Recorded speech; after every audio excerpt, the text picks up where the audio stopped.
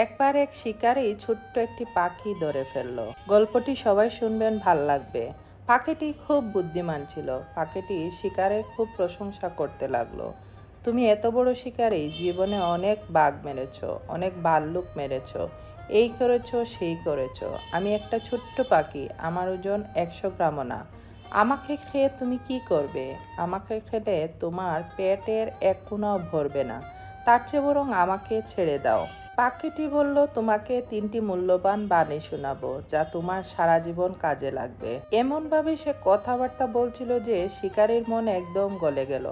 কারণ সে তেল পেতে সব পছন্দ করে। আরেকজনকে গলানোর সবচেয়ে সহজ উপায় হচ্ছে তাকে তেল মারা। সে ভেবে দেখলো, ঠিকই তো, এত ছোট্ট পাখি খেয়ে কোনো লাভ নেই। তার চেয়ে শুনি পাখিটা কি বলতে চায়, হয়তো এতে আমার লাভ হবে বেশি।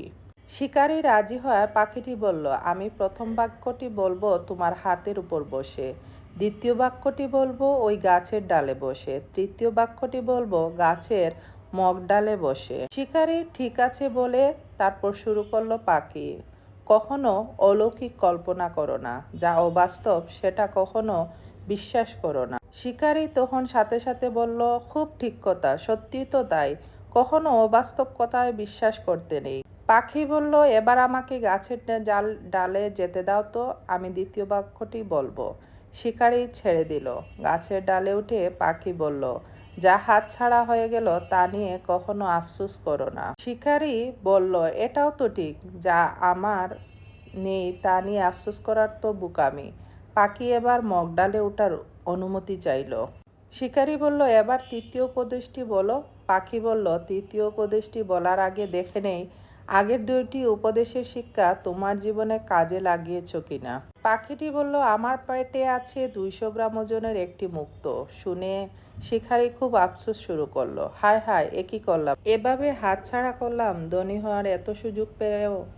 বলেই পাখিকে ধরার ব্যর্থ চেষ্টা অপর দিকে লাফাতে লাগলো। কিন্তু পাখি তো তখন মগডালের উপরে বসা। সে হাসলো, বলল, দেখো, আমি আগেই বলেছিলাম অবাস্তব কথা কখনো বিশ্বাস করো না। আমার ওজন 100 গ্রাম, আমার ভেতরে 200 গ্রামের মুক্ত থাকবে কিভাবে?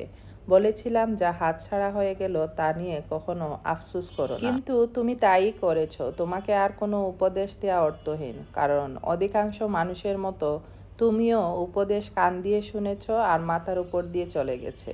কিন্তু তা থেকে কখনো শিক্ষা নাওনি। তোমার মতো বোকা ও লোভীদের কারণে প্রতারকরা প্রতারণা করার সুযোগ পায়। কি বুঝলেন? অতি লোভে তাঁতি নষ্ট, তাই না?